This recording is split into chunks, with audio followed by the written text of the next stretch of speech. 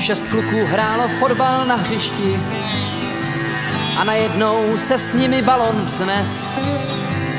Sen, co se tak často roztříští, se těm 6 klukům splnil dnes a vzlétli. A vzlétli 6 vzduchoplavců chlapů z ocele, teď jejich balon po obloze nes. Ty kluci nikdy vzduchem nepluli, za to však v každém parku kradli bez. A letí, a letí. Viděli louky, lesy, potok, vesnice, viděli v městech zářit dlouhý ulice, fousatý pány v hvězdárnách, jak chytaj družice, stadion státy, jak vyhazujou svý čepice. Gól! Gól!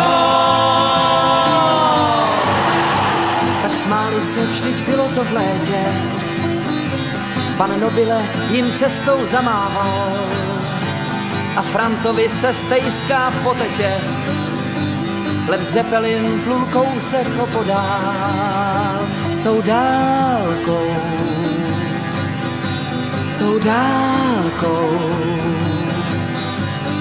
Vítr je dofoukal k domovu a jejich vzducholoď odlétla pryč.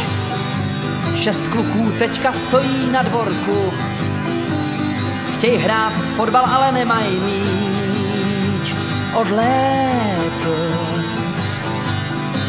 odlétl. 2 roky prázdnin není ideál, ty kluci dneska vědí mnohem víc. Pan Verne by to takhle nenapsal, vždyť jsou to malí kluci, kdo je víc. Viděli louky, lesy, potok, vesnice, viděli v městech zářit dlouhý ulice, fousatý pány v hvězdárnách, jak chytaj družice, stadion státy, jak vyhazujou svý čepice. Gól! Malí kluci nám dali Gól! Gól!